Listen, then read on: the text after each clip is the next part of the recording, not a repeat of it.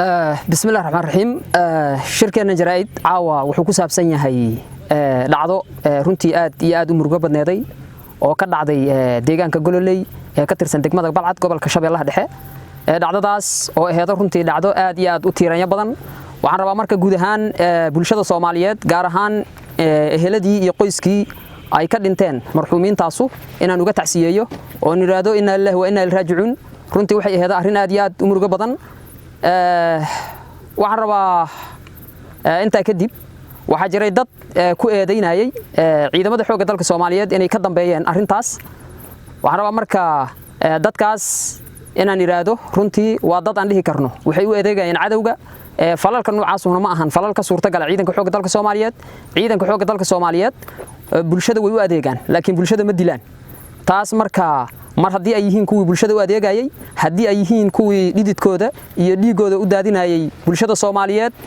uguna jiray hawdka oo uga soo fogaaday qoysaskoodii kama suurta gasho qayb kamida bulshada inay dhibaateeyaan arinta marka waxaan dhihi karnaa dadka falalka noocaas ku kacay waa dad u adeegaya cadawga bulshada Soomaaliyeedna runtii waa ay gara karaan falalka noocaas oo cid ay ka suurta galaan iyo cid sameeynaysa mana ahan runtii wax uguba oo hadda muxuu ahaa ii sheegay bulshada Soomaaliyeed ugub ku ah cadawga ummadda Soomaaliyeed shakhsiyaad oo yaqaado ama wado oo si micna daraa ku dilo muddo dheer oo soo waday waxaan xusiisanaa boqolaal ayagoo gaaraya ayuu si micna daraa dhiigooda ku daadi jiriyay wax dheefkoodana ku qaada jiriyay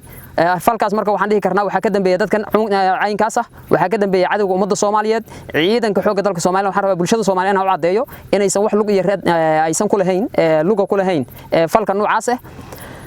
waxaan rabaa sidaas oo kale inaan uga faa'iideysto fursadan waxa jira ayagana dad runtii mas'uuliyiin ah oo ayagana arrinta noocaas ah ku eedeynaya ciidanka xoogga dalka Soomaaliyeed kuwaas waxaan dhihi karnaa waxay kala garawaayeen mucaaradnimada siyaasadeed iyo mas'uuliyadda guud ee dalkan ka saaran iyo qaranka Soomaaliyeed ka saaran ay kala garawaayeen aan dhihi karnaa runtii mas'uuliyaddu ma ahan mid bulshada been loogu sheego laakiin waa mid bulshada loogu adeego mas'uuliyaddu ma ahan mid bulshada lagu marin habaabiyo laakiin waa mid bulshada lagu hago sidaas daraadeed waxaan dhihi karnaa dadka noocaas ah waxaysan ku xisaabtamin mas'uuliyadda guud ee dalkan ka saaran mas'uuliyadda ka saaran qarankooda waxaan rabaa inaan bulshada Soomaaliyeed mar labaad iyo mar saddexaadba aan u cadeeyo falalka noocaas inaysan ciidanka xoogga dalka Soomaaliyeed aysan ka suurta gelin eheladii iyo asxaabtii ay ka geeriyoodeen dadkaas qaaliga ah cadawga oo dhibaateeyana aan tacsiir runtii tiiraanya leh aan la qaybsano waxaan leenahay insha Allah ta'ala arintaas cid allaale iyo cid ka dambaysay ilaahay idankiis waxay hor imaan doonaan sharciga waana ka shaqeey doonaa hadii aan nahay ciidanka xoogga dalka Soomaaliyeed waxay wadaan baaritaano runtii aad iyo aad u xoogan hadda laftirkeedana waxaan haynaa runtii xoogag hordhac ayaan haynaa